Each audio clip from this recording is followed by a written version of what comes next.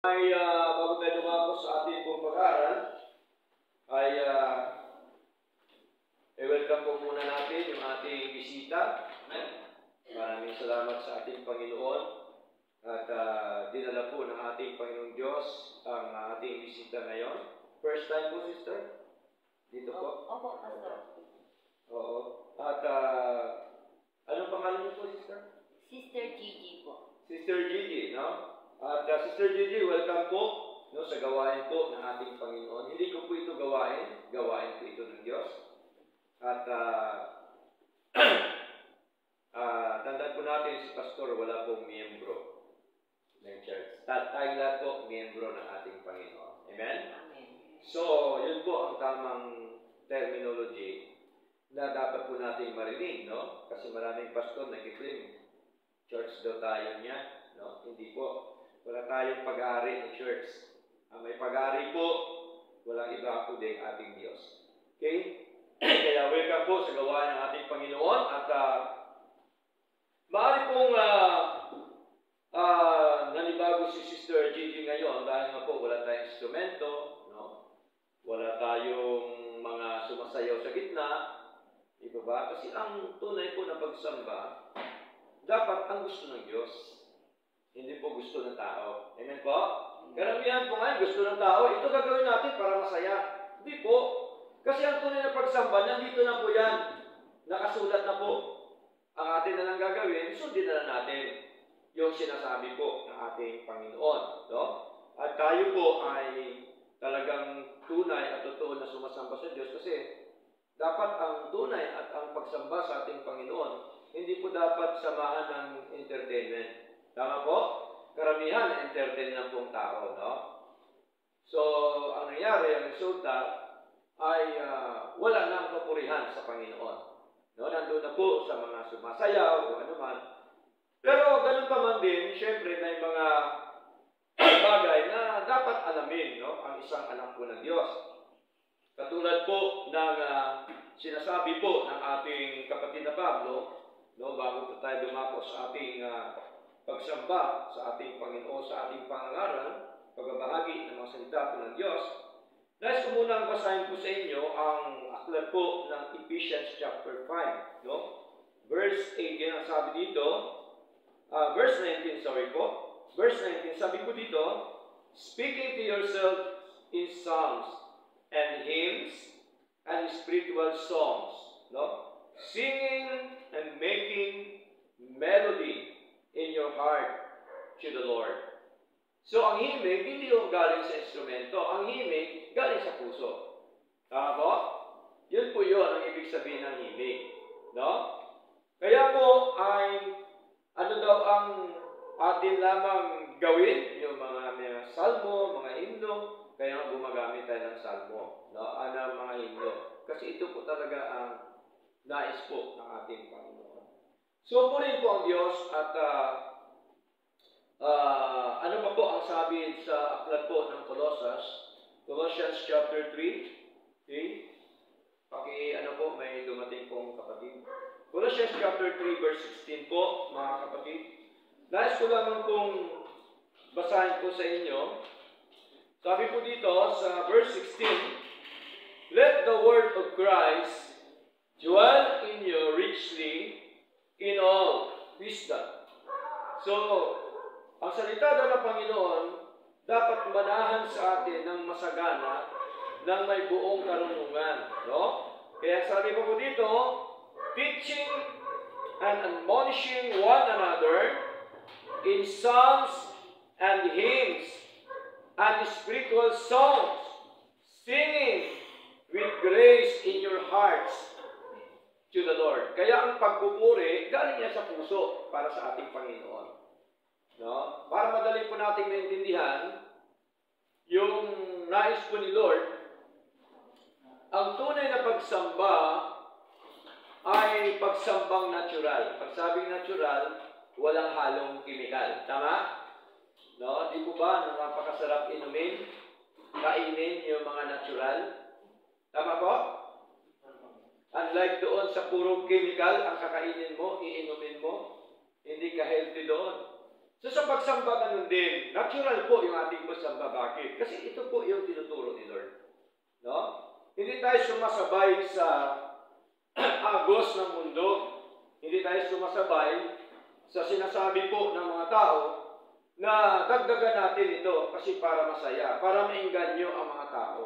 Hindi po. Ang tunay na conversion o pagbabago ng isang tao sa pamamagitan po ng mga salita ng Diyos. Amen po? Mas maganda na ma-convert ang anak ng Diyos sa mga salita po ng Diyos kaysa sa mga material na bagay dito po sa lupa. Amen po? Kaya tayo, hindi tayo gumagamit ng mga pagkain o anuman para tayo dudumugin ng tao. Hindi tayo gumagamit ng artista o anuman para dumugin po tayo ng tao. Hindi po. Bakit? Kasi po ang prinsipyo ng ating Panginoon malinaw sa Matthew chapter 28 verse 19 at verse 20. Ano sabi doon? Go ye therefore and teach all nations. Ano daw gagawin? Humayo at turuan. Ano ituturo mo? Siyempre salita ng Diyos. Amen po? Okay? Pagkatapos turuan, ang sabi ni Lord, baptizing them in the name of the Father and of the Son and of the Holy Ghost. Tingnan niyo po, pero sa bautismo, hindi natin pinipilit ang anak ng Diyos. Amen po? Mas maganda yung pusa. Kasi ibig sabihin pagpusa, naintindihan mo ang aral ng Panginoon. Amen po? Hindi tayo basta-basta na pipilitin natin ng isang kapatid, magpabautismo ka na. Hindi po. Napakasarap ang lahat ng mga bagay na ginagawa mo sa Lord, pusa. Amen po ba? Just for example, ito po yung aircon natin. Nag-umpisa sa prayer. Wala naman tayong hingang tao dito. Tama ba? Kanino tayo humingi? Sa Lord. No? Kay Lord tayo humingi. Binigay ba ni Lord? Binigay ni Lord. Tingnan niyo po, napakasarap. Smooth. Kapag kasi Lord ang magbigay. Totoo ba yan? Tingnan niyo po. Ang umpisa lang po dito sa church ni Lord dito, ang umpisa pa na namin, pero binigay po ni Lord sa atin. Bintana, ganun din. Wala naman tayong pinors na mga kapatid. Pero tingnan niyo po, dahil sa biyaya ng Diyos, natugunan ko lang. Hindi lamang po yun, marami pa po ang pinagkaloob po ni Lord po sa atin. So napakasarap, maging sa paglilingkod po natin na ito, dapat pusa. Amen po? Kaya kahit kailan hindi natin pinipwersa ang mga kapatid, kasi ang paglilingkod na ito, hindi naman po pera-pera. Amen po? Ito po ay tunay at totoong paglilingkod sa ating Panginoong Diyos na buhay. Okay, nadala ko tayo ngayon sa ating pong paksa ngayong umaga na may kinalaman po sa tinatawag delight in God's will. Delight. Okay? Nakainom na po ba kayo ng delight? Di ba masarap? Yeah. Masarap po yun inumin. Gatas po yun, no? Parang Yakult. Okay? Na-promote pa po, ano? So, the word delight, ibig sabihin po, to gain great pleasure, satisfaction, and happiness. Yun po yung delight. No? Kaya dapat ang anak po ng Diyos ay satisfied siya. No? Masaya siya. Nagagalak siya. Meron siyang kasiyahan, kaluguran, kagalakan sa mga kalooban po ng Diyos. Ngayon, ang tanong, saan natin masumpungan ang kalooban po ng Diyos? Of course, sa Kanya po mga salita. Ito po ang kalooban ng Diyos. Ngayon po, I believe the lovers of God are always teachable and always payable. No? Are we the lovers of God? Tayo po ba ay sa Diyos? Magmahal tayo sa Diyos. Diba?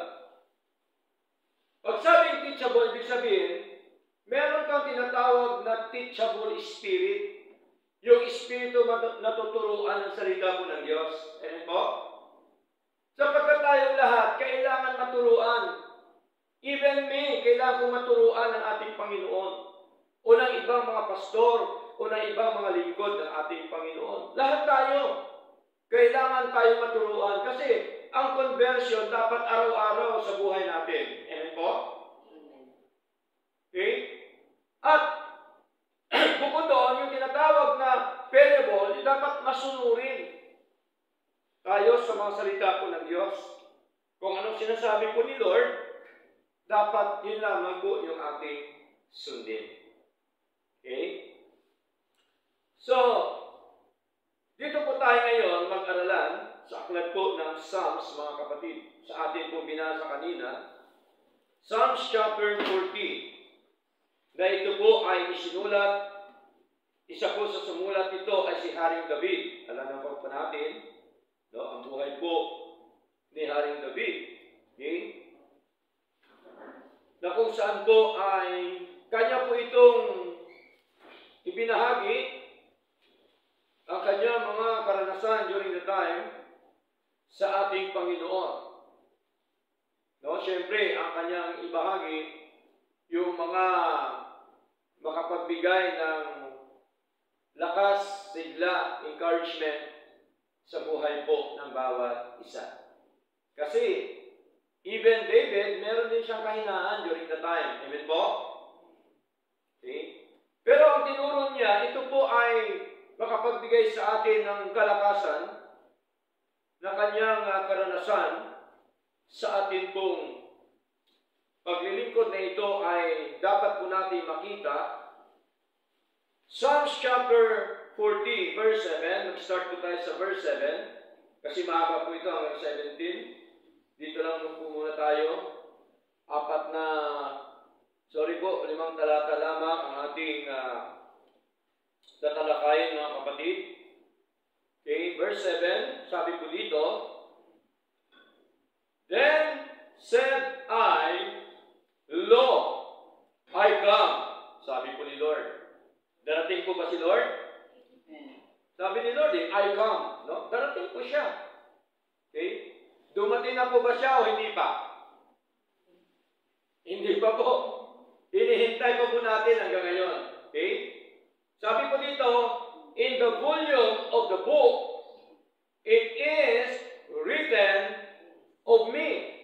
Sa wikang Tagalog, malinaw, sabi po dito, nang magkagayoy, sinabi ko, sinungko ating Panginoon. Narito, dumating ako sa balumbon ng aklat ay nakasulat tungkol sa akin.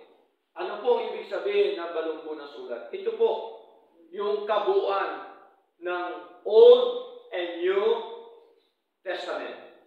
Okay? How many books in the Old and New Testament? Ilang books po ang Biblia? 66 books. Okay? Ang Old Testament, 39 books. At ang New Testament is 27 books. So all in all, 66 books. Ito po yung tinutukoy ni Lord na balumbon. No? Balumbon ng aklat na nakasulat. Ang nakasulat po dito tungkol sa ating Panginoon. Amen po? From the very start ng Old Testament, si Lord po ang nagsalita. Amen po? Ano po unang niyang sinabi sa Genesis chapter 1 verse 1? In the beginning, God created the heaven and the earth. Yun po ang umpisa ng aming lahat. Okay? Kaya po, paniwalaan natin yung balumbon ng aklat ng ating Panginoon. Ito po yung Biblia. Okay? Salita po ng Diyos, ito po yung tinatawag na Old and New Testament. Kaya dito po sa book ng ating Panginoon o sa Biblia, ay atin pong mababasa nababasa yung tinatawag na Book of Generations. So, kita natin mga henerasyon, salin-salin. Amen po? Kung ang henerasyon salin-salin, hindi ang aral din ng Diyos, salin-salin din po yan. Tama? Kaya ang aral ng Diyos hindi pwedeng baguhin kasi nakasulat na po eh. Amen po? Amen. Nakasulat na po yan, ba't mo pababaguhin? Okay? Para bagang hinainan tayo ng pagkain, ang gagawin na lang natin, kakainin na lang, ba't mo palulutuin ulit? Tama po? Ba't mo pa titimplahan? Timplado na yan. Luto na yan. Ano na lang po ang ating gawin? Kakainin na lang. Kumakain po ba tayo ng salita ng Diyos? Amen. Amen. Matthew chapter 4 verse 4 nasabi, man shall not live by bread alone, but in every word that proceedeth out of the mouth of God. Tingnan niyo po, hindi lamang daw nabubuhay ang tao sa tinapay, kundi sa mga salita ng Diyos na namumutawi sa kanyang bibig. Sabi ng pilosopo, Pastor, hindi ko naman narinig si Lord na may sinabi sa akin. Hindi mo na talaga marinig ngayon yun kasi ang mga salita ng Diyos pinag-isa na nandito na sa balunggo na aklat. Ito? Kaya ito na po ang ating basihan, ang ating paniniwalaan, yung sinasabi po ng ating Panginoong Diyos na buhay. Diba? Delikado pa nga po sa cellphone kasi maraming fake news. Tama? Pero sa Biblia, tunay, totoo yung sinasabi po ng ating Panginoon. Not only book of generations, but also book of covenant, book of prophets, book of memorial, no? Book of wars of the Lord. Ano pa? Book of the law. Book of life. Okay? So, lahat po yan nandito po sa banal na kasulatan na dapat po natin makita. No? Halimbawa po, sinabi po dito ni Joshua, no? Joshua chapter 1 verse 8, babasahin po natin mga kapatid. Okay? Joshua, saan po ba yan Joshua? Sa Old Testament po ba yan o sa New Testament? Old Testament po. Joshua chapter 1 verse 8. Ano sabi? This book of the law. Meron bang libro ng kautusan? Meron. This book of the law shall not depart out of thy mouth. Huwag daw mahiwalay sa iyong bibig. Ang alin ang kautusan ng Panginoon.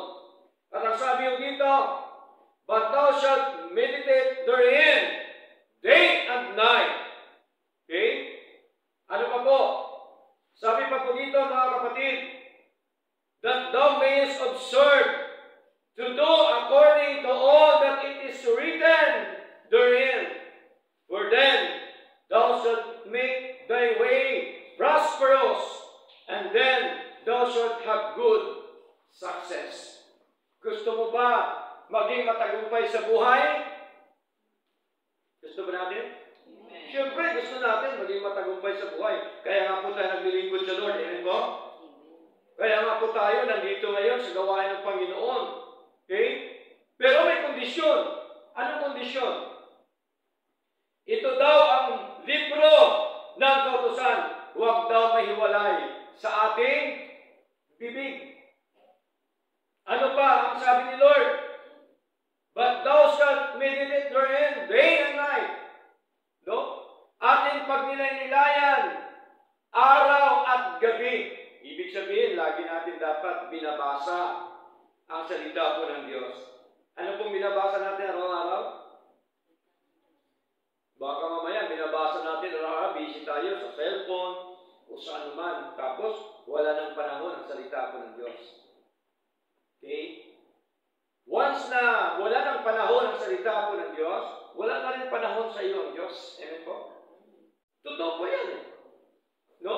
Kaya aware po tayo sa ating mga ginagawa. Napakasarap gumawa sa paglilingkod sa Lord kung ang ginagawa mo para sa ating Panginoon. Amen? Hindi tayo napapagod kasi ang itinataas mo si Lord, hindi naman ang tao. Maliban lamang kung ang itinataas mo ay tao, kapatid, sigurado po yan, madali kang mapagod sa paglilingkod hanggang sa ikaw po ay mawala na. Bakit? Kasi tumitingin ka sa tao. Amen po? Ang paglilingkod sa Lord dapat tuloy-tuloy po yan, dire-diretso. Madalas ko pong sinasabi ng paglilingkod sa Diyos, hindi lamang po yan isang linggo, isang buwan, isang taon, 2 taon, 10 taon. Ano ho ang paglilingkod sa Lord? Dapat. Lifetime. Habang nabubuhay tayo dito sa lupa, dapat paglingkuran natin ang ating Diyos na buhay. Sapagkat kapag wala na po tayo dito, kasama na po natin si Lord. Amen po? Tingnan niyo po kung gaano kabuti po ang ating Panginoon. Kaya mahalaga yung ating katagumpayan. Dapat po natin makita na ito pala yung susi na dapat huwag mahiwalay sa ating bibig. Ang mga salita po ng Diyos, ang mga utusan ng ating Panginoon. At atin dapat itong pagnilay-nilayan araw at gabi. Okay?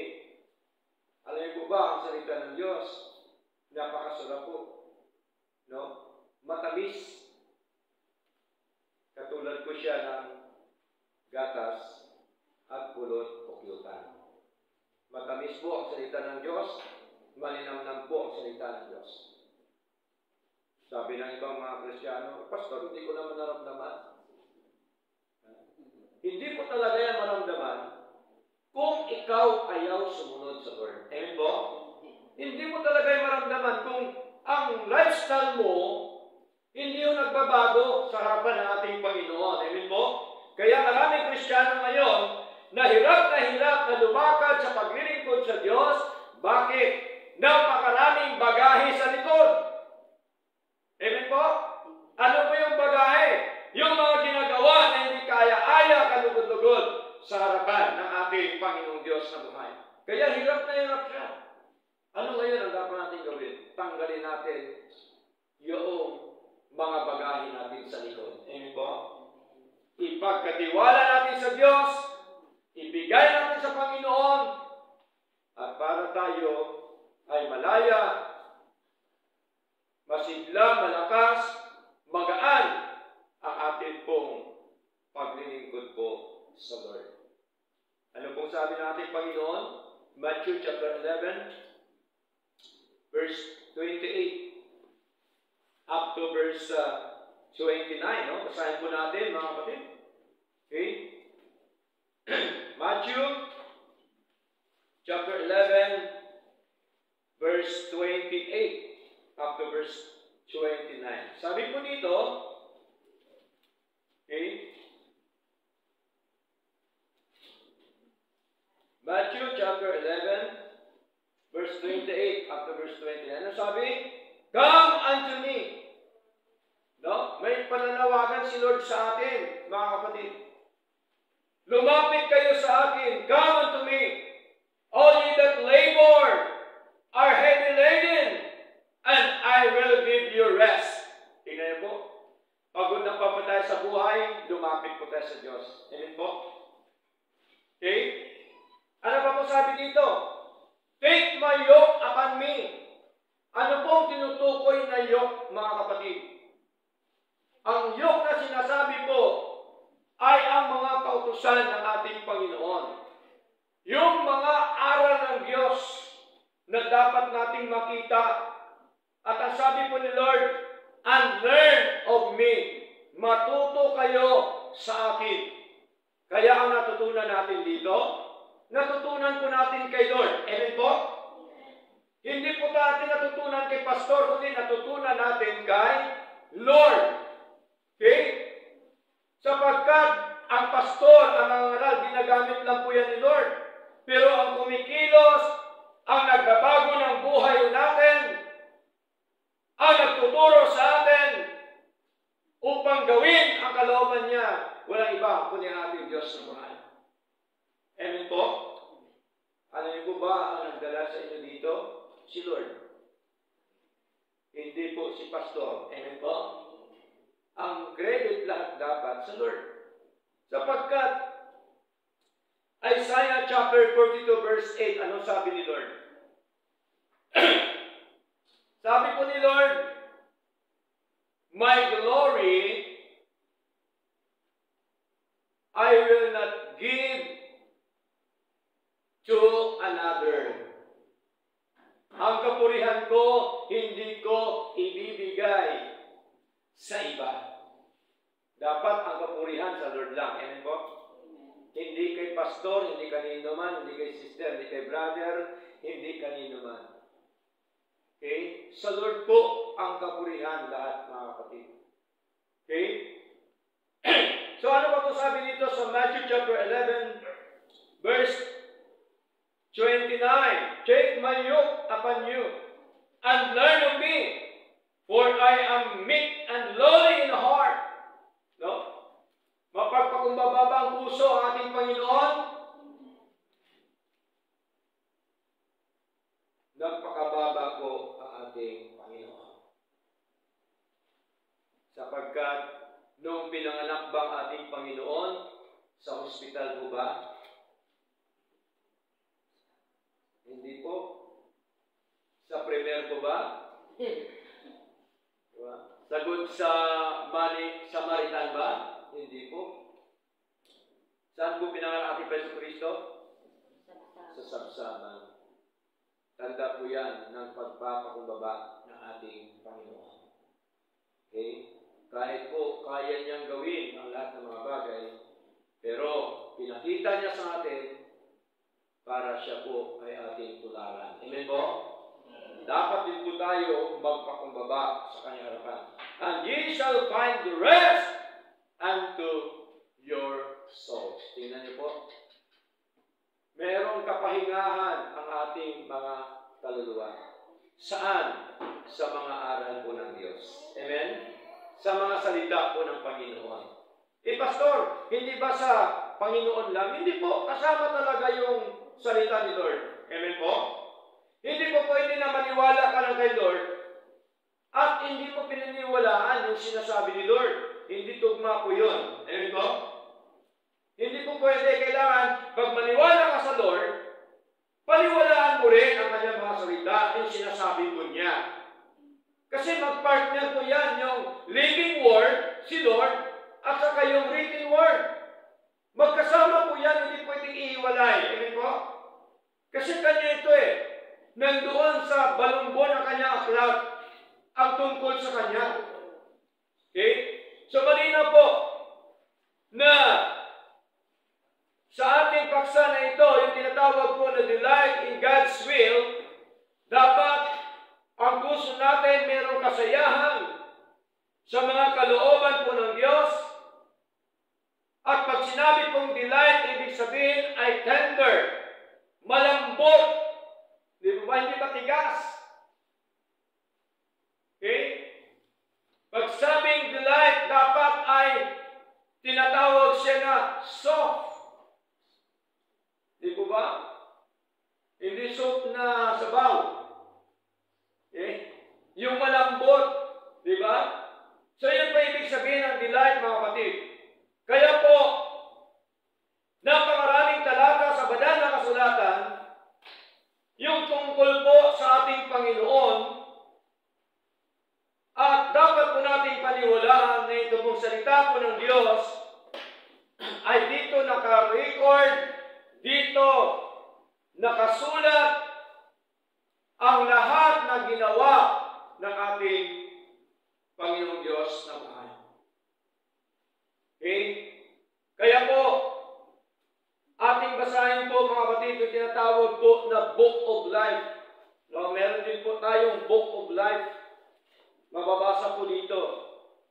Sa aklat po ng Galatians chapter 3. verse 10. Ano sabi po dito?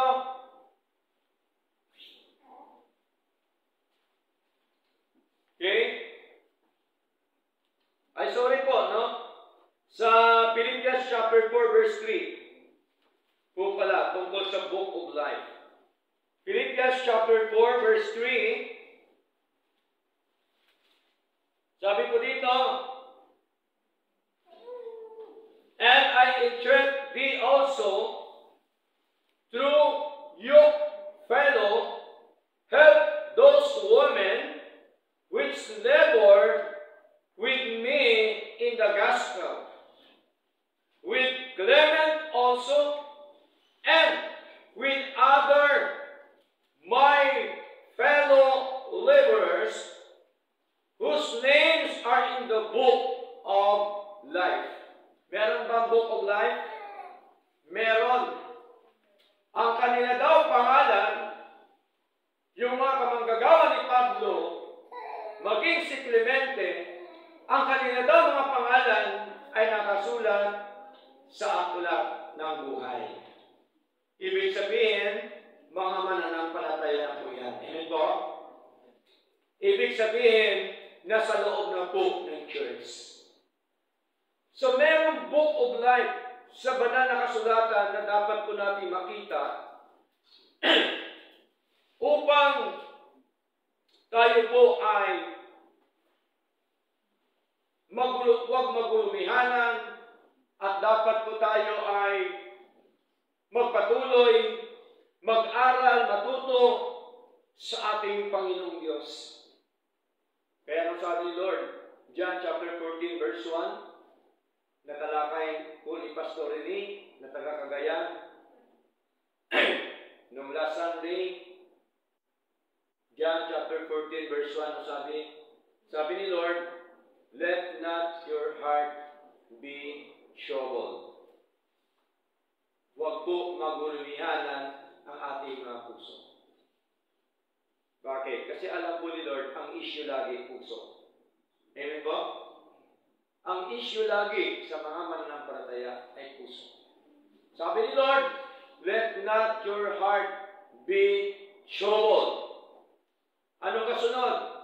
Believe in God and believe also in me, sabi ng ating Preso Kristo. So dapat manampalataya lang tayo sa Lord, amen? Ano man ang nangyayari sa buhay po natin, punong-puno man tayo ng problema, suliranin, pagsubok sa buhay, tandaan po natin, nandiyan ang ating Panginoon. At ang kailangan lamang natin na magtiwala at manampalataya sa ating Diyos na buhay, nang ibig sabihin, meron siyang magawa para sa atin. Amen po? Kaya napakahalaga po yan, mga kapatid. Kaya madalas ko po sinasabi na kahit man kasing laki ng barko ang problema, suliranin pagsubok sa buhay. Tandaan po natin, kasing lawak naman ng karagatan ang biyaya ng Diyos. Amen po? Tingnan niyo po, kahit man ilang libo-libo pa, ilang milyong-libo, ilagay mo sa dagat na barko. Makikita mo pa rin bang dagat na maluwang? Makikita pa rin. Napakalawak po ng dagat. So, ganun po si Lord, mga kapatid. Hindi ko sinasabi na may problema sa pagsubok sa buhay. Huwag na nating pansinin. Ibig sabihin po, ipagkatiwala sa Lord, hingi ka ng wisdom, knowledge sa Lord, kung paano natin gawin ang mga bagay na ito. Kasi hindi naman po tayo robot. Kaya na tayo binigyan ni Lord ng buhay para tayo maging responsable sa ating Panginoon. God is sovereign and man is responsible. Soberano po ang Diyos, makapangyarihan, ngunit ang tao dapat responsable sa lahat ng mga bagay sa harapan ng ating Panginoong Diyos. Now, dadako tayo sa verse 8 ng ating pinag-aralan ng aklat po ng Psalms chapter 40, mga kapatid. Okay? verse 8, ano sabi?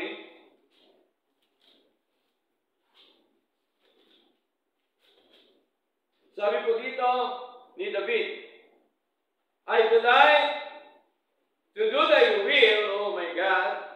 Yeah, thy law is within my heart. Tingnan niyo po. Sabi na David, ang mga kautusan ng Panginoon nasa aking puso. Kaya sabi niya, ako ay nasiyahan na gawin ang kalooban ng ating Panginoon. Kasi once na sa puso na natin ang mga salita po ng Diyos, ang mga kautusan ng ating Panginoon, nandun po ang iyong kasiyahan, yung kagalakan na gawin ang kalooban po ng Diyos. Amen po? Once na alam mo ang kalooban ng Diyos, masaya ka. Amen po? Masaya ka. Okay? Once na alam mo ang mga kautusan ng Panginoon, ay nakukomfort ka. Di po ba? Naiayos ang buhay po natin ng ating Panginoon sa pagitan po ng kanyang mga salita. Okay? Sa wikang Tagalog, sabi, aking kinalulugurang sundin ang iyong kalooban, O Diyos ko. Oo, ang iyong kautusan ay nasa loob ng aking puso. Ang kautusan ng Panginoon nasa loob sa puso ni David. Ganon din dapat sa atin. Amen po? Hindi po lang po dapat sa tainga. Dapat sa puso. Delikado sa tainga kasi lilipat lang niya sa kabila, wala na. Di ba? Pero sa puso, diretso po yan sa puso. Di po ba? Pagka ginagawa mo kay Lord galing sa puso, hindi ka napapagod. Amen? Pagka ginagawa mo galing sa puso para kay Lord, masaya ka na ginagawa mo sa ating Panginoon. Okay? So napakahalaga po mga kapatid na dapat satisfied po tayo sa mga aral ng ating Panginoon.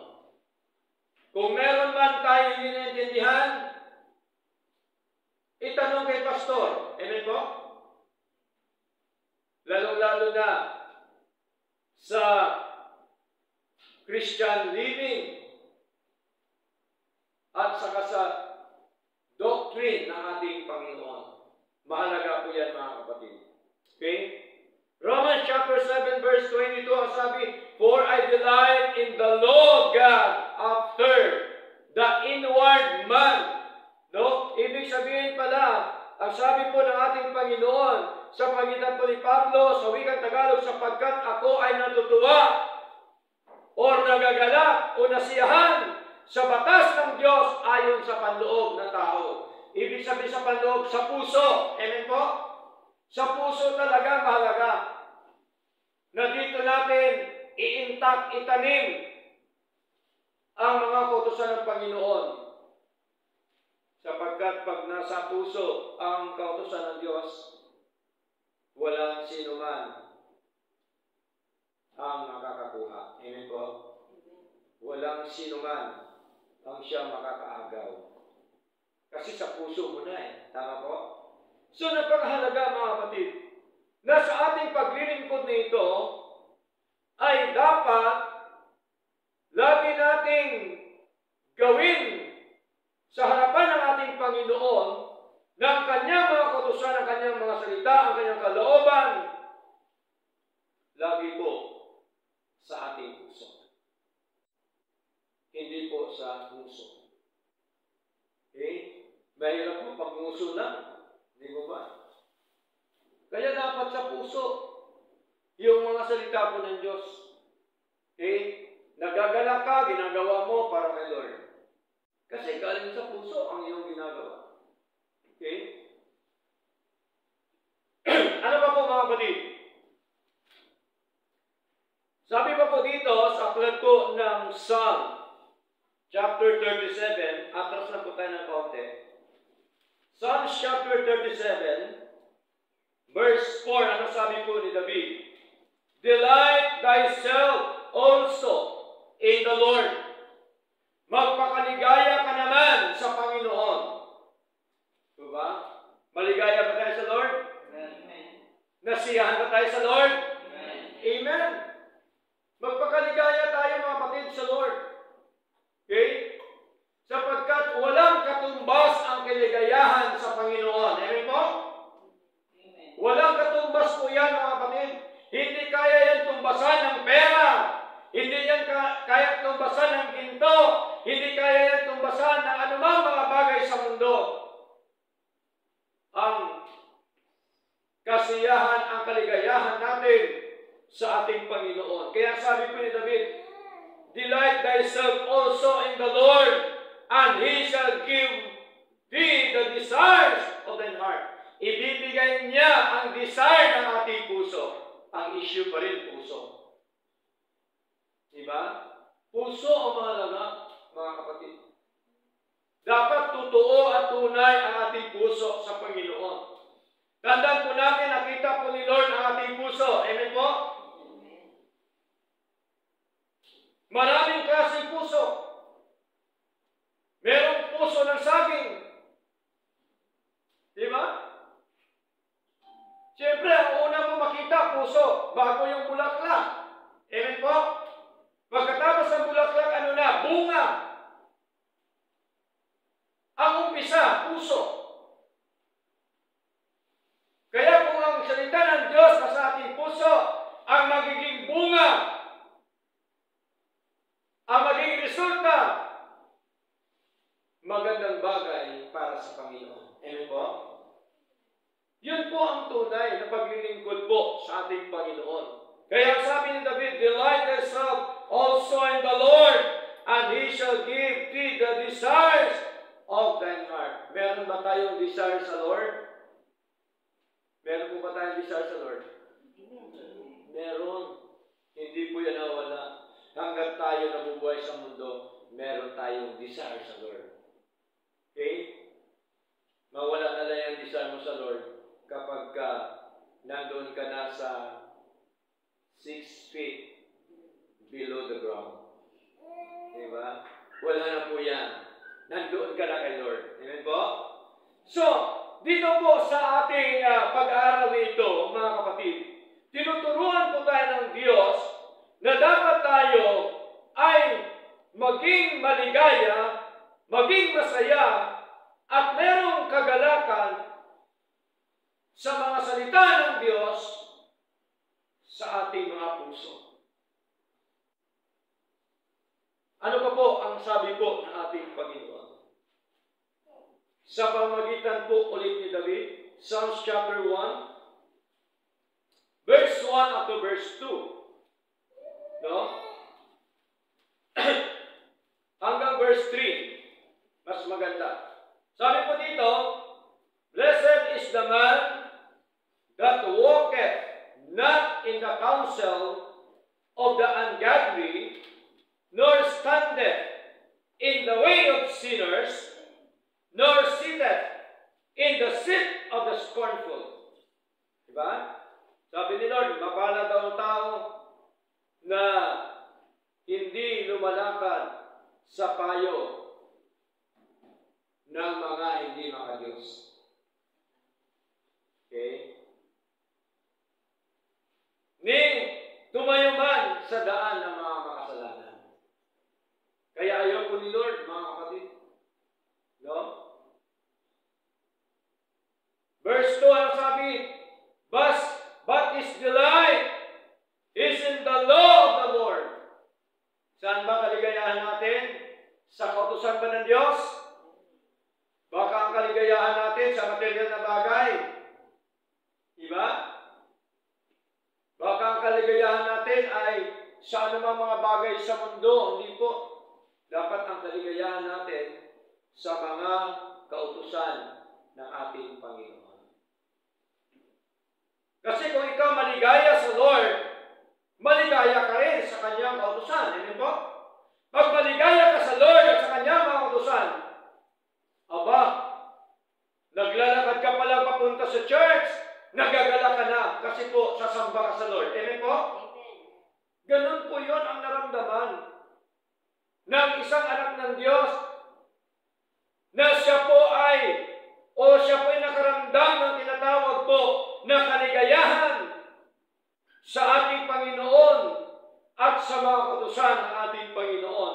At ang sabi po ni David, and in His law, do he meditate day and night. Tingnan niyo po.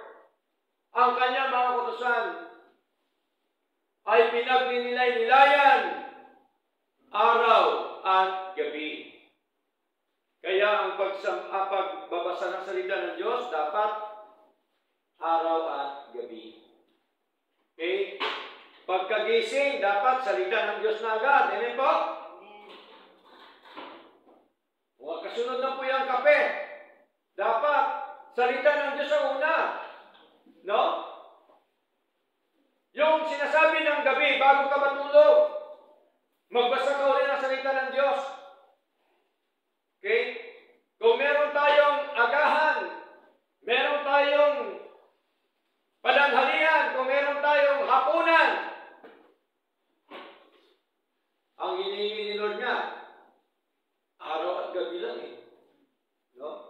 Minsan, meron pa tayong merienda, ilang beses tayo kumakain sa araw. 4. Minsan, 5 pa. Diba? Oo. Pero salita ng Diyos, buong araw, hindi mo makain, hindi mo mabasa, hindi mo magninilayan. Ang sikreto po ng isang mananampalataya sa kanyang katagumpayan sa buhay, tandaan po natin, ay ang kanyang pagsunod sa kalooban ng Diyos. Ang kanyang pagbabasa, ang kanyang paggawa sa gawain ng ating Panginoon. Di ba, meron minsan mga nag-aakusa, binabasa mo naman, hindi mo naman sila pumumuhay. Di ba ba? Pero ang totoo niyan, balikan natin, kaya niya hindi sila pumumuhay kasi hindi niya binabasa. Kasi imposible, kapatid, na hindi mo siya pumumuhay kung nababasa mo ang salita ng Diyos. Amen po? Dinajustify lang yan ng mga tao para hindi magbasa ng salita ng Diyos. Di ba ba? Kasi once na may puso ka na magbasa ng salita po ng Diyos, gagawin mo yun para kay Lord. Amen po? Pangalawa, para sa benepisyo natin. Sino po bang magbenepisyo? Si Lord o tayo? Tayo! Si Lord hindi na kailangan benepisyo sa kanya na lahat. Amen po? Hindi na kailangan ni Lord ang mga blessing sa kanya na lahat, ang lahat ng mga bagay sa mundo ito. Sino na kailangan? Tayo na mga anak po ng Diyos. Kaya mahalaga po mga kapatid, na ang ating puso ay maging maligaya sa ating Panginoon. Sino po ba ang nagbabasa araw-araw ng salita ng Diyos? Taas po ang kamay. Ang mga hindi nagbabasa, magbasa na po kayo. Umpisa mamaya. Napakasarap basahin ang sulat ng ating Panginoon. Malalaman po natin ang sulat po ni Lord kung kanino naka-address. Amen po? Malalaman natin ang sulat ni Lord kung kanino pinatutungkulan. Napakahalaga po mga kapatid. Ano pa po ang sabi po ng ating Panginoon, mga minamahal? Psalms chapter 119, okay? Psalms chapter 119, verse 16. Sabi po dito, ng banal na kasulatan, I will delight myself in thy statutes. I will not forget thy word. Tingnan niyo po. Malinaw. Ako ay naging maligaya sa aking sarili, sa kanyang mga kautusan. At ang sabi po, hindi ko kinakalimutan ang kanyang mga salita. Kasi po, pinagnininilayan po ni David. Nagmimeditate po siya day and night. Sa verse 35, ano pa po sabi? Sabi po dito, make me to go in the path of the commandments, for therein do I delight. Tingnan niyo po. Kaya malinaw po mga kapatid, na si Haring David ay lagi niyang pinupuntahan o binabasa o tinatangkilik ang mga utusan ng ating Panginoon. Sapagkat ang sabi niya, nandoon ang kanyang kaligayahan. Kaya dapat tayo bilang anak po ng Diyos, maging maligaya tayo sa mga kautusan ng ating Panginoon. Now, verse 9 sa Psalms chapter 40, mga kapatid. Verse 9. Anong sabi po ni Haring David? Psalms chapter 40, verse 9, ano sabi? I have preached righteousness in the great congregation. Lo, I have not refrained my lips. O Lord, Thou knowest. Tingnan niyo po. Ang naging bunga ng kanyang pagmilay-milay, pagbabasa, at sa kanyang iniingatan ng mga salita ng Diyos sa kanyang puso, ito po ang naging resulta. Hindi mo maiwasan na ma-preach mo, ituro mo, maipangaral mo ang mga salita po ng Diyos. Kaya sabi na David sa wikang Tagalog, ako ay nagpapahayag ng mabuting balita ng katwiran sa dakilang kapisanan. Narito, hindi ko pipigilin ang aking mga labi, o Panginoon, iyong nalalaman. Pagka ikaw ay umapoy ng salita ng Diyos, hindi mo talaga maiwasan yan na ma-share ang kabutihan, ang kapangyarihan ng ating Panginoon. Tandaan po natin, once na isang bagay hindi mo maranasan, hindi mo mabida. Totoo po ba yan? Bago mo siya ibida, naranasan mo yun. Siyempre, ganun din po sa salita ng Diyos. Bago mo siya ipangaral, nararanasan mo. Nabasa mo, napagnilayan mo, naingatan mo sa iyong puso na ito po ang sinasabi ng ating Panginoon. Kaya sabi po ni David, malinaw po mga kapatid, na siya nagpapahayag ng mabuting balita ng katwiran ng ating Panginoon, of course. At ang sabi po, mga minamahal, narito, hindi ko pipigilin ang aking mga labi. Kaya ang tunay na lumalago, hindi po yan ang pipigilan ng labi na magbida tungkol sa Panginoon. Amen po? Ang tanong, ano po bang binibida natin sa ating mga mahal sa buhay? Ano po bang binibida natin sa ating mga kaibigan? Hindi masama ibibida mo tungkol sa buho, pero dapat unahin mo ibida ang tungkol sa Panginoon. Amen po? Okay? Napakahalaga na ibida natin si Lord sa buhay po natin. Okay? Si Sister Gigi, ba't nandito? Binida ni nanay yung paglilingkod niya sa Lord. Tama po? Tayo, bakit nandito? Kasi binida, pinangaral, sinabi na ito ang ginawa ng Panginoon.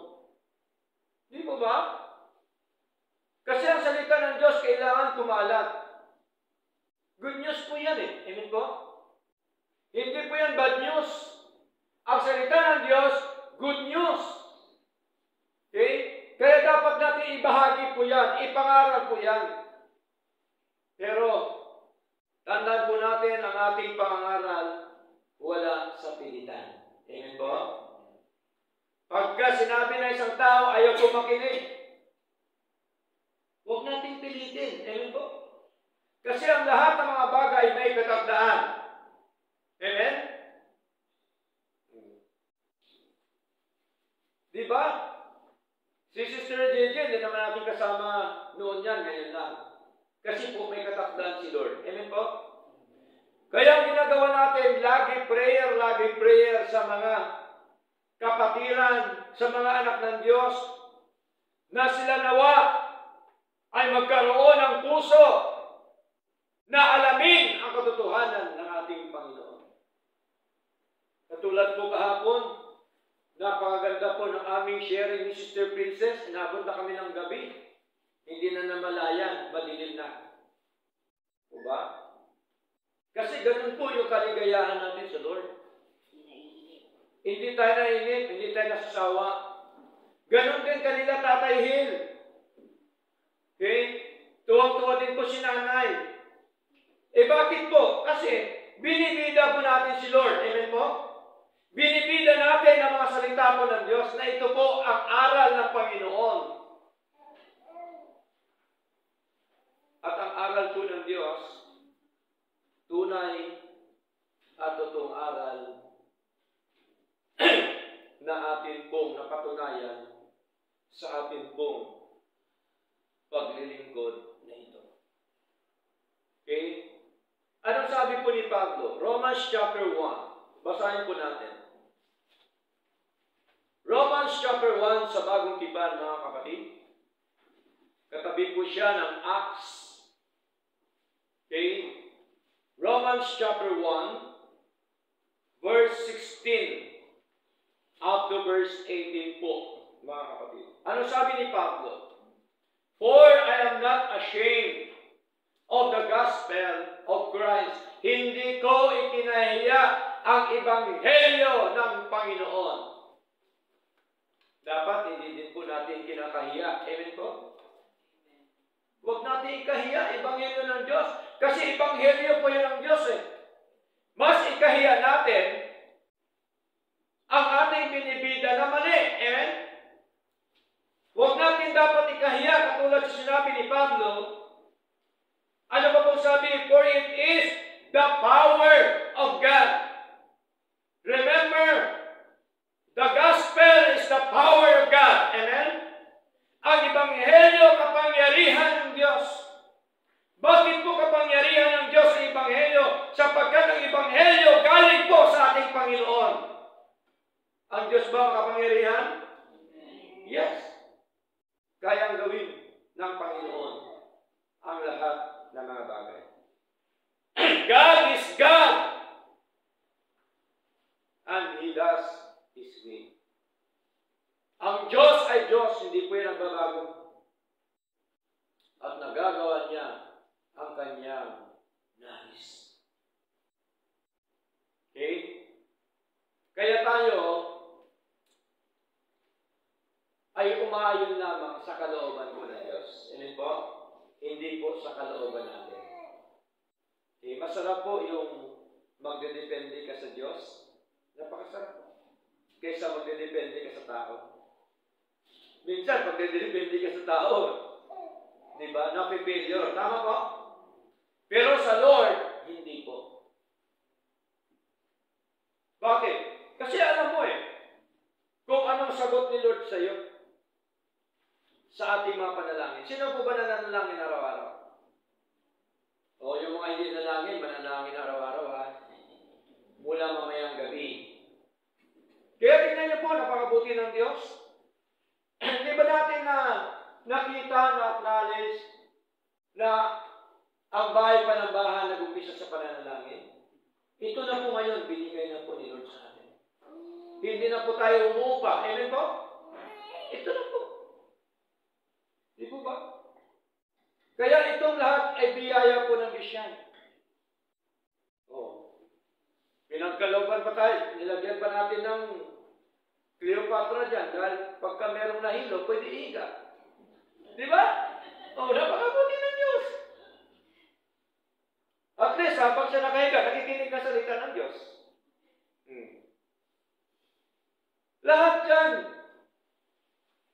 kalooban ng Diyos. Kasi po, bakit kalooban ng Diyos? Kasi, ang ginagawa natin para kay Lord. Pagka ginagawa ng isang anak ng Diyos para sa Panginoon, sigurado po yan.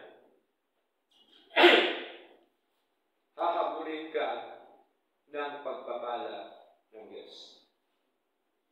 Naranasan na ba natin na hinahabol tayo ng pagpapala ng Diyos?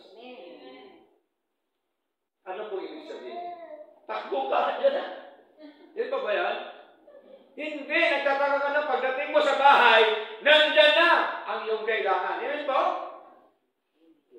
Hindi po yung takbo ka na. Hindi po ibig sabihin, in-overtikan ka ng biyaya ng Diyos, inuunahan ka na. Hindi po ba? Hindi mo pa alam, pero ang biyaya ng Diyos nandun na pala. Ganun po si Lord, mga kapatid. Kailangan lamang maging sensitive lang po ang puso natin sa mga bagay tungkol sa Panginoon. Amen po? Dapat iugnay-ugnay natin yung mga bagay na yan, sapagkat yung mga bagay na yan ay mga ginawa po ng Diyos para sa atin. Romans chapter 1 verse 16. Anong sabi dito? For it is the power of God unto salvation to everyone that believeth, to the Jew first and also to the Greek. Kapangyarihan ng Diyos sa kaligtasan. Tandaan po natin, there are two kinds of salvation in the Bible. Not only one, but two. Number one, yung tinatawag po na eternal salvation. Ang eternal salvation, ang gumawa noon, ang Diyos, amen? Wala siyang co-savior. Maraming tao ngayon, ang palagay na sa sarili nila, co-savior ni Lord. Nasa kamay nila ang kaligtasan. Kaya sabi ng pastor, tanggapin mo si Kristo, pagka hindi mo tanggapin si Kristo, maimpyerno ka. Hello, sinabi ba ni Lord yan? Hindi. Walang katotohanan yan.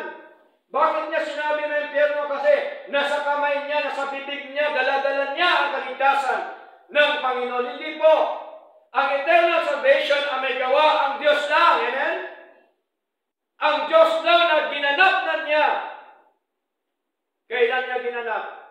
2,000 taon na nakakaraan. 2,000 years nang sabi ng ating Paiso Kristo sa krus ng Kalbaryo, bago siya mawala, bago siya malagutan ng hininga, sabi niya, it is finished. Sino ngayon nagligtas? Ang pagdidikta ba ng pastor o mismo ang ating Panginoon? Ang Panginoon. That is eternal salvation. Ang eternal salvation, it is by the grace of God. Biyaya po ng Diyos. Pag sabing biyaya ng Diyos, ang may gawa noon ang Diyos lang. Walang kasamang tao, walang pagdidikta, walang pananakot. Diba? Nakakalungkot, maraming pastor na nanakot. Kung hindi kita pinatanggap, hindi ka ligtas. Kaya bigyan mo ako ngayon ng mansion. Diba? Pinipresyo yung anak ng Diyos. Kung hindi dahil sa akin, wala ka sister, wala ka brad, who are you? Diyos ka ba? Diba? Siya din niligtas ng Panginoon, amen? Bakit maging co-savior ka? Na ikaw naman niligtas ng Diyos, amen po? Oh. Wala pong co-savior si Lord. Sa eternal salvation, kasi kaluluwa ang pinag-usapan dyan, amen? Hindi naman po pisikal na katawan ang pinag-usapan dyan. Ang pinag-usapan dyan ang kaluluwa natin. Na ang kaluluwa natin ang nagligtas ang Panginoon. Amen po? Napakaraming mga mangangaral ngayon. Balintuwal ang aral. Baliktad ang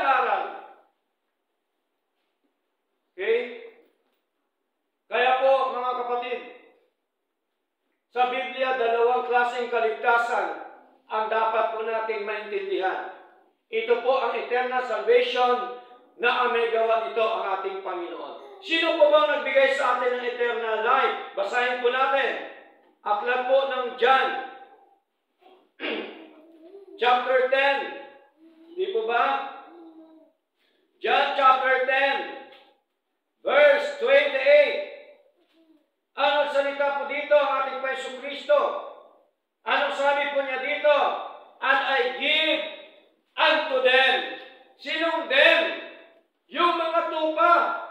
And I give unto them eternal life. Ano bang binigay sa atin? Eternal life. Pastor ba nagbigay? Hindi. Si brother ba nagbigay? Hindi. Sa pagdidikta ba ng tao? Hindi. Si Lord ang nagbigay. And I give unto them eternal life, and they shall never perish. Neither shall any man pluck them out of my hand. Ang kaligtasan hindi nawawala. Amen? Hindi po tayo katulad ng ibang mga mangangaral. Laban, bawi ang kaligtasan. Di ba meron mga nangangaral? Pagka pinatanggap, ligtas. Pagka na-backslide, hindi na ligtas. You see? Malinaw, meron tayong eternal security. Bakit?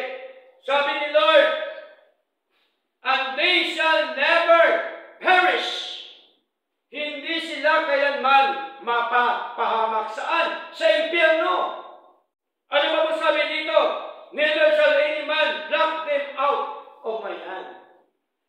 Hindi tayo, mga kapatid, mawawala. Hindi nawawala ang kaligtasan. Ano nawawala, Pastor? Pagka nag-backslide ang isang anak ng Diyos, ang nawawala ang kagalakan ng kaligtasan sa Panginoon. Naalala niyo po si David nung nakasala sa Lord? Psalms chapter 51, anong sabi mo ni David? Nung siya po'y nakasala kay Bathsheba, di po ba? May asawa si Bathsheba, may asawa rin si David.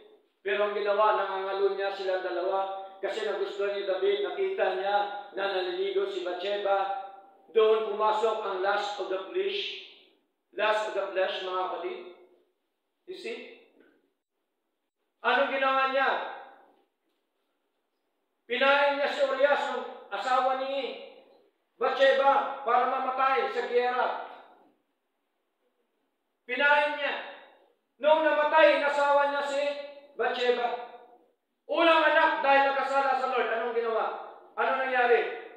Consequence, namatay yung unang anak.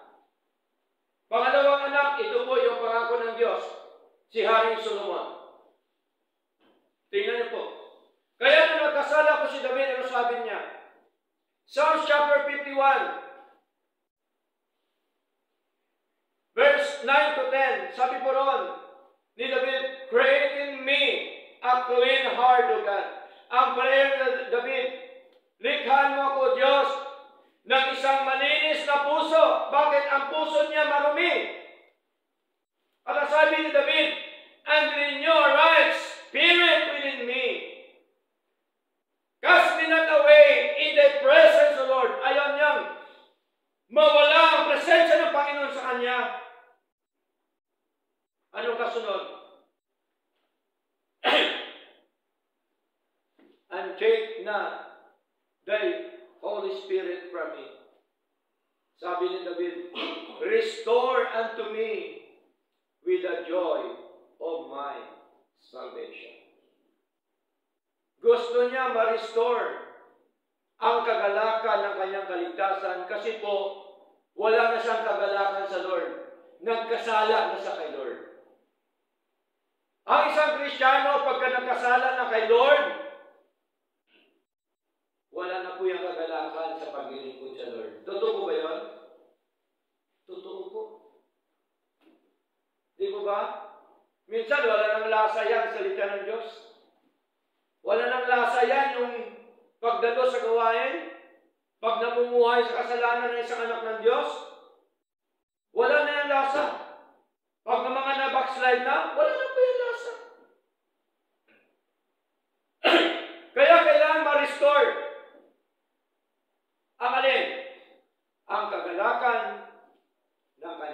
kaligtasan. Ang nawawala, ang kagalakan ng kaligtasan. Hindi yung kaligtasan eternal ang nawawala. Meron nga pilosopo, sabi siya, pastor, di ibig sabihin, dahil ligtas na tayo, pwede na pala gumawa ng masama. Bakit? Inutos ba ni Lord na gumawa tayo ng masama? Di ba? Hindi naman? Tama po? Wala. Kahit kailan hindi yung tinuro ni Lord yan. Pakita nyo sa Biblia, kung sinabi ni Lord, gumawa ka ng masama. Gumawa ka ng kasalanan. Malapay, lahat na sinasabi ni Lord sa atin. Puro po yan kabutihan. Amen? Yun po ang katuruan ng ating Panginoon. Kaya ang nagliligtas sa atin yung Diyos, siya po nagbigay ng kaligtasan, mga kapatid. Actually, ang kaligtasan na yan, nakaplano na po yan sa ating Panginoon. Before the foundation of the world, basahin po natin.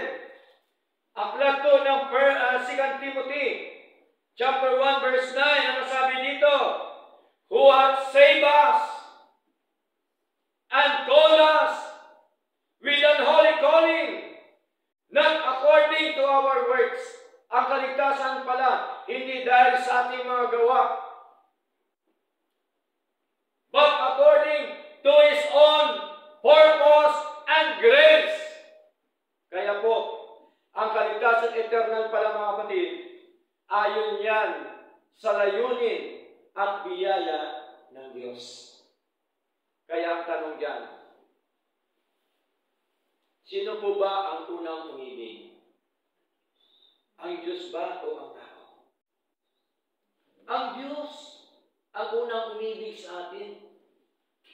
Kaya ang kaligtasan, unconditional. Pag sabing unconditional, wala hong hinahanap si Lord sa iyo. Amen? Kaya ka naligtas, hindi dahil sa ikaw ay maganda, matalino, guwapo. Di ba? Hindi ka niligtas si Lord dahil ikaw ay wala ng buhok, kulot ang buhok, maraming buhok. Hindi ka niligtas si Lord dahil ikaw ay matanda na o bata. Niligtas tayo ni Lord ayon sa kanyang layunin at biyaya. Yun po ang pag-ibig ng Panginoon sa atin. Di ba, kabisado natin, John 3:16? Madalas natin yan sinasabi, pero minsan hindi natin naintindihan. Ano sabi ni Lord sa John 3:16? For God so loved the world. Sino ang umibig? Si Lord. Hindi naman tao umibig eh. Diba? Wala pong iibig una ang tao kaysa kay Lord, hindi po mangyayari. Bakit? Ang tao makasalanan. Amen? From the very start of our life here on earth, kasalanan na po ang umiiral. Dahil sa atin naman ang kasalanan kay Adan at kay Eva. Kaya tayo naging patay sa kasalanan. Pag sabing patay, may response po ba? Ang patay po ba may response? Kahit nga, physical na patay, walang response. Tama ko? Kahit magkausapin mo ba yan? Tapos mamaya-maya pala, didilat ang mata, no? Pero wala mo nangyari. Bakit? Patay na po yan. Ganon din po sa ating paglilingkod sa Lord. Tayo dati, mga patay, dahil sa ating kasalanan at pagsuway. Pero purihin ang Diyos sapagkat tayo po ay binuhay ng Panginoon sa pamamagitan po ng kanyang kapangyarihan. Sa pamamagitan po ng kanyang biyaya. Kaya sabi po dito, mga kapatid, malinaw po na sabi po ng ating Panginoon sa pagitan po ni Pablo, who hath saved us and called us with an holy calling, not according to our works, but according to His own purpose and grace, which was given us in Christ Jesus. Kailan? Before the world began. Ang kaligtasan, meron na po yung blueprint si Lord Nakaplano na po yan lahat. Hindi yung gagawin pa lang ngayon. Amen po? Marami ngayon, dala-dala pa ang kaligtasan hanggang ngayon eh. Di ba? Nakakalungkot, hindi naintindihan. Hindi naunawaan ang ginagawa tungkol sa pangangaral ng mga salita po ng Diyos. Okay? Ano pa po ang sabi po tungkol sa kaligtasan, mga minamahal? Titus chapter 1 verse 2. Sabi nito, in hope of eternal life, which God that cannot lie promised before the world began. Tingnan niyo po. Si Lord po ba nagsisinungaling? Hindi. Hindi siya nagsisinungaling tungkol sa eternal life. Hindi siya nagsisinungaling sa lahat ng mga bagay na sinabi niya, mga kapatid. Ang sabi ho dito, pinangako niya po ito, ang alin? Ang kaligtasan, ang eternal life. Kailan niya pinangako? Before the world began. Tingnan niyo po. Because God is a sovereign God. He does His will. Diba? Meron po bang mag-question sa Lord? Di ba wala? Tama po? Wala pong may magtanong sa Panginoon. Kung ano ang kanyang nais, kung ang sinabi ni Lord na ang kaligtasan ay pinangako ng Diyos, na ang Diyos, sabi dito, hindi nagsisinungaling, dapat paniwalaan po natin. Mga kapatid, walang imposible sa ating Panginoon. Okay? Kaya po, mga minamahal, ay malinaw na ang ating pangangaral ng Ebanghelyo para sabihin sa kanila na ang Diyos ang siyang nagligtas sa atin. Amen po? Yun dapat ang pangangaral. Hindi yung pangangaralan mo para maligtas sa impyerno. Mali. Kaya ka nangangaral kasi ligtas na po yan. Amen po? Kasi hindi po yan makinig sa iyo kung hindi yan ligtas. Amen po? Hindi yan makinig, i-reject niyan kasi patay eh. Dahil sa kasalanan at pagsuway. A dead person cannot hear the word of God. Amen po? A dead person cannot believe the gospel of God. Kahit maglupasay ka dyan sa labas, sa pangangaral, kung yun po ay patay sa kasalanan, kapatid, hindi po niya yan bigyan ng halaga ang salita ng Diyos. Totoo po ba yan? Totoo. Naranasan niyo na po ba nag-house to house? Ako, naranasan ko po yun.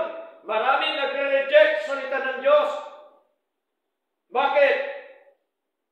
Kasi ang nagre-reject po, yun po'y mga patay sa kasalanan po yan, mga kapatid.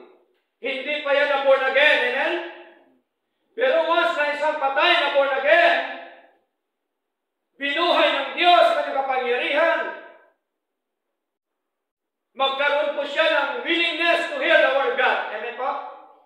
Magkaroon po siya ng desire na alamin ang katotohanan. Katulad po sa buhay natin ngayon. Ganon po ang tamang aral na sinasabi po ng banal na kasulatan. Kaya meron po ang isang Diyos na hayag po bilang Ama, Anak, at Banal na Espiritu. Kaya ang tanong, ilan po bang Diyos natin? Isa po. Hindi po tatlo, isa lang. Pero ang isang Diyos na ito na hayag bilang Ama, Anak, at Banal na Espiritu. Silang tatlo na isang Diyos, meron silang kinalaman sa ating eternal salvation. Okay? Una yung Ama. Anong ginawa ng Ama? We are chosen or elected by God the Father before the foundation of the world. Basahin po natin. 1 Peter chapter 1 verse 2. Kasi napakahalaga na maintindihan natin yung tungkol po sa salvation. No? Hindi yung salvation ng mga tradisyon. Okay? Mga katuruan ng sinauna pa na hindi angkop sa sinasabi po ng ating Panginoon. 1 Peter chapter 1 verse 2. Sabi dito, elect according to the foreknowledge of God the Father through sanctification of the Spirit and obedience and sprinkling of the blood of Jesus Christ. Grace unto you and peace be multiplied. Nakita niyo po ba nandito sila tatlo? Tama? Nakita natin yung Father. Elect according to the foreknowledge of God the Father. Pag sabi foreknowledge, alam na ng Diyos ang kanyang iligtas. Amen? Alam na po niya kung ilan sila. Si Lord ang nakakaalam. Kaya ano pa po sabi dito? Through sanctification of the Spirit, ang nagpapabanal sa atin, ang nagbo-born again sa atin, Espiritu ng Diyos. Amen po? Kaya anong sabi po natin pa Yesu Cristo, nung nag-usap sila ni Nicodemus, John chapter 3 verse 3, sabi po ng ating Panginoon, except a man be born again, he cannot see the kingdom of God. Sa verse 5, except a man be born again, he cannot enter into the kingdom of God. Kaya po ang nagbo-born again, hindi po yung gospel, hindi ang tao. Ang nagbo-born again, kapangyarihan ng Diyos. Amen? Yung Espiritu ng Diyos. Yun po ang nagbo-born again sa atin. Nag-regenerate sa atin. Okay? Ano pa po sabi? Unto obedience and sprinkling of the blood of Jesus Christ. Yung pagtubos sa atin ng ating Panginoon Kristo. Ang tanong, may kulang po ba sa kaligtasan? Wala. Kompleto Ricardo. Sabi naman ng Pentecostal, ipastor ko ang Ama ay Diyos, ang Anak ay Diyos, ang Banal na Espiritu ay Diyos, ititatlo ng Diyos niyo. Bakit sinabi niya yun? Kasi ginamit niya addition. Addition, tama ba? 1 plus 1 equals 2, plus 1 equals 3. Pero pag gamitin niyo po ang multiplication, palagay niyo, tatlo pa rin ang Diyos? Isa lang. 1 times 1 equals 1. Times 1 equals 1. Hindi isang Diyos. Di po ba? Hindi naman tatlo ang Diyos eh. Isa lang, nahayag. Ang Pilipinas po ba tatlo? O isa lang. Pero merong Luzon, Visayas at Mindanao. Para madali natin maintindihan ang pagka-Diyos. Tama ba? There is only one God, but three manifestation, the Father, the Son, and the Holy Ghost. And these three are one. Basahin po natin mga kapatid. 1 John. No? Kaya kailangan natin ng aral ng ating Panginoon. 1 John chapter 5. Verse 7. Ano sabi? For there are three that bear record in heaven. Meron palang tatlong nakatala sa langit, mga kapatid. Sino-sino po? The Father, the Word. Sinong Word na ito? Si Kristo. Yung living Word. John chapter 1 verse 1, ano sabi? In the beginning was the Word, and the Word was with God, and the Word was God. Si Kristo po yun. Verse 14, ano sabi? And the Word became flesh. Si Kristo po yun. Ano pa sabi dito? For there are three that bear record in heaven, the Father, the Word, and the Holy Ghost. And these three are, ilan sila? Isa lang, isang Diyos lang sila. Diba? Exodus, sabi doon ni Moses, Hear, O Israel, our God is one God. Diba? Isa lang po ang Diyos. Ngunit nahayag po yan bilang Ama, Anak, at Banal na Espiritu. Even our baptism, gano'n din ang tinuro po ng ating Panginoon. Di po ba? Pagkatapos turuan ang kasunod, baptizing them in the name of the Father, and of the Son, and of the Holy Ghost. Tingnan niyo po, ganun po ang totoong aral, mga kapatid. Okay? Kaya po, mahalaga na makita natin na ang ating pagka tinatawag po na kagalakan ay nanggagaling po yan sa mga kautusan, sa mga salita po ng Diyos. Amen po? Nagkakaroon ka ng tinatawag po na kaligayahan once na malaman mo ang katotohanan ng salita po ng Diyos. Yun po ang tunay na conversion ng isang mananampalataya. Galing sa katotohanan ng salita ng Diyos, hindi galing sa sardinas. Amen po? Hindi dahil galing sa ayuda. Kaya dumadalo kasi may ayuda. Kaya dumadalo kasi may bigas. Kaya naman natin gawin yan, bakit hindi?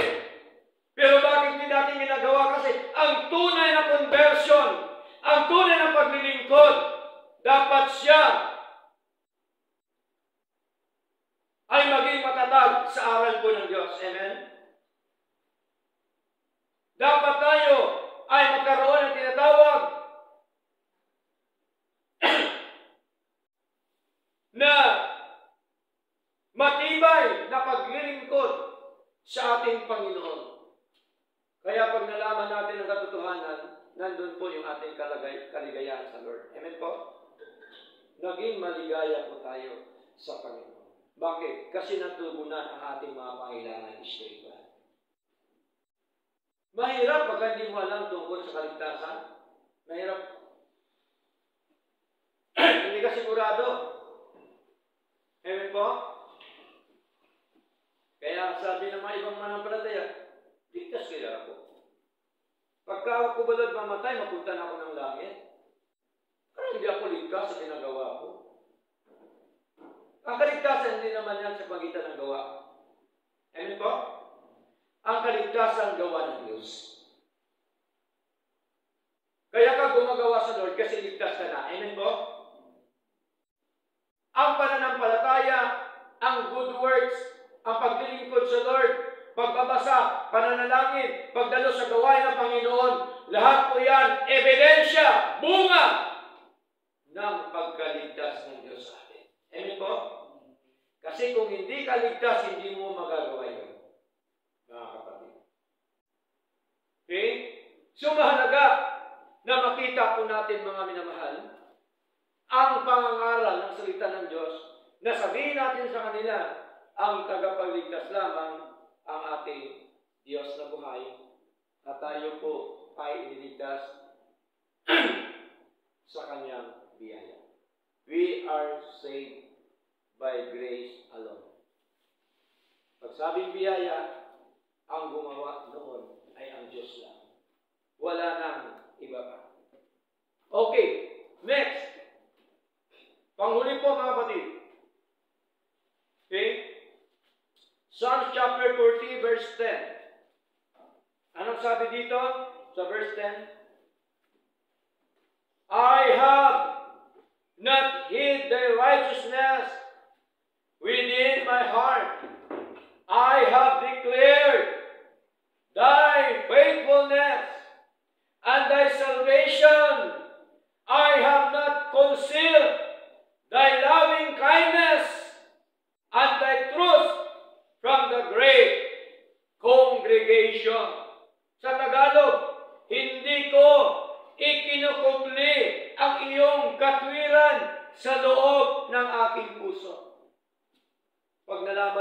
katotohanan? Hindi mo kayang itago. Talagang sinasabi mo po yan. Amen po? Ano bang sabi? Aking ibinabalita ang iyong pagtatapat at ang iyong pagliligtas. Hindi ko inilihim ang iyong kagandahang loob at ang iyong katotohanan sa dakilang kapisanan. Kaya dapat ang pagliligtas ni Lord, ang katapatan ni Lord, ang kagandahang loob ni Lord, ang katotohanan ni Lord, dapat atin po yan ibahagi. Amen po? Kasi naranasan po natin sa buhay po natin. Tapat po ba si Lord sa atin? Amen. Tapat si Lord sa atin. Minsan lang ang tao hindi tapat sa Lord. Diba? Pero si Lord, lagi po yan tapat sa atin, mga kapatid. Kaya anong sabi po dito? 2 Thessalonians chapter 3. No? Sandali lang po tayo, overtime ng konti, mga kapatid. 2 Thessalonians chapter 3, verse 3. Ano sabi?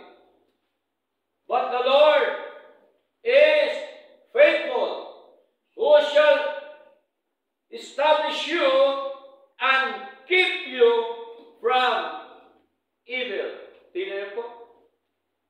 Tapat po ba ang Diyos? Tapat po ang ating Panginoon. But the Lord is faithful.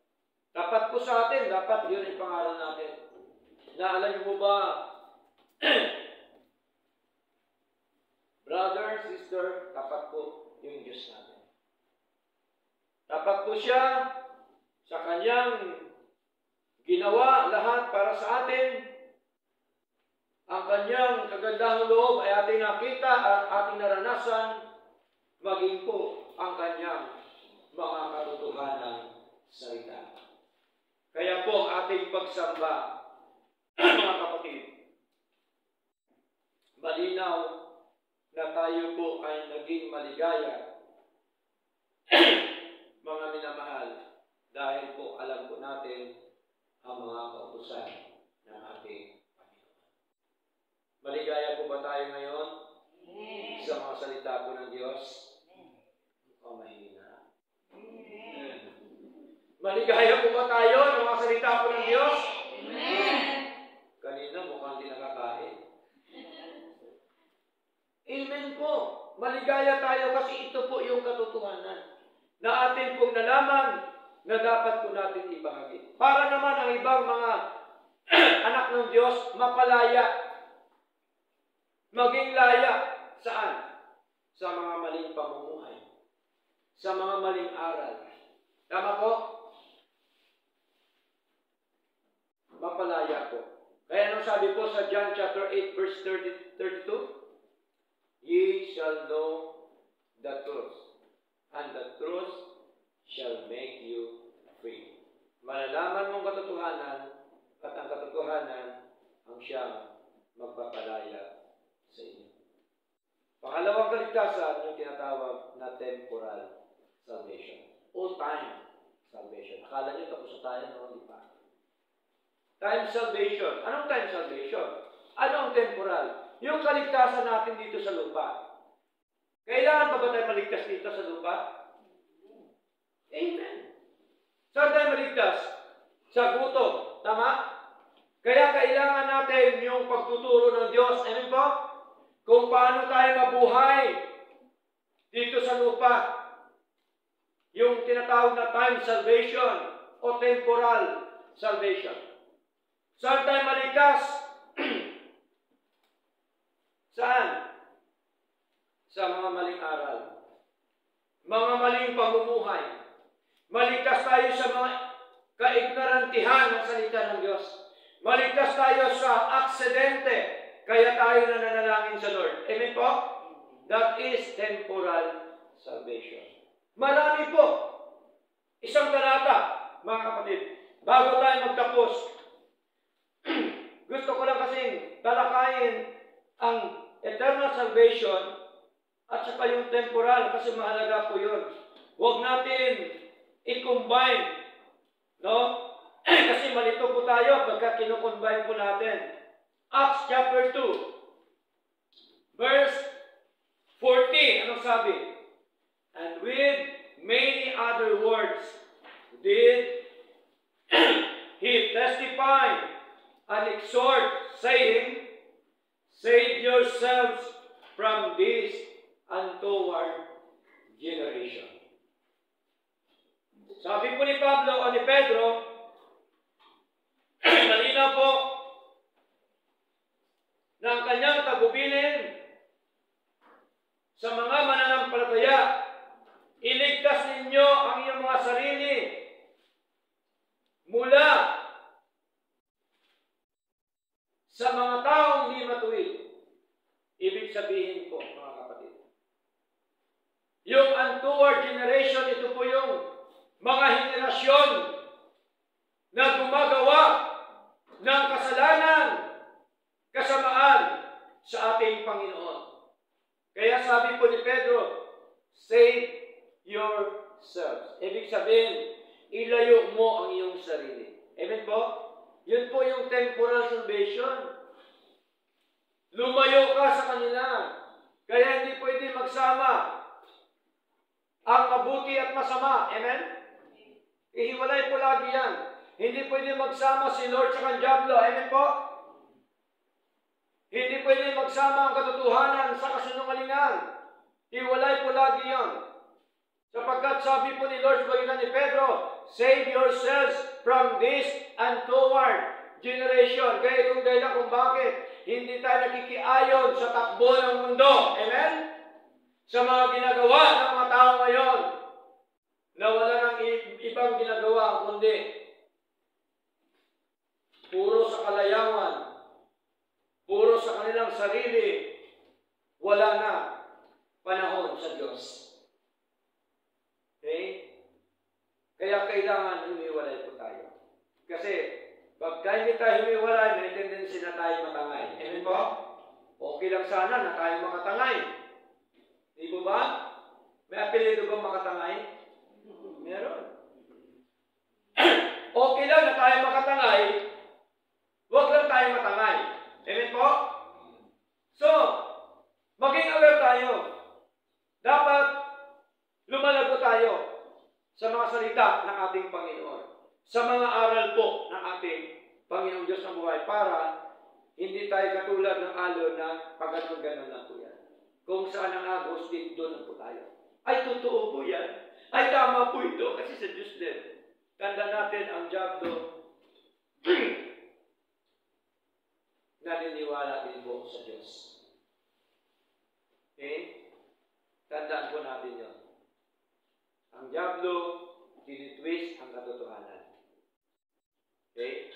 Kaya po, dapat bilang anak po ng Diyos, makita ko natin na dapat po tayo magpatuloy sa ating pong pagsamba, sa ating pong paglilingkod sa Lord, sa ating pananalangin, sa ating pagbabasa, sa ating pong pagdalo sa gawain po ng Panginoon. Pagka nagagawa natin ang mga bagay na ito, kahit kailanman, hindi tayo mahuhulog sa ating paglilingkod sa Panginoon. At ito po dahil sa biyaya ng Diyos. Purihin po Panginoon, nawa, pinagpala po tayo ng mga salita ng Diyos, tayong lahat po'y tumayo at tayo po ay awit na mga awiting espiritual sa ating Diyos naman. Brother Isaac,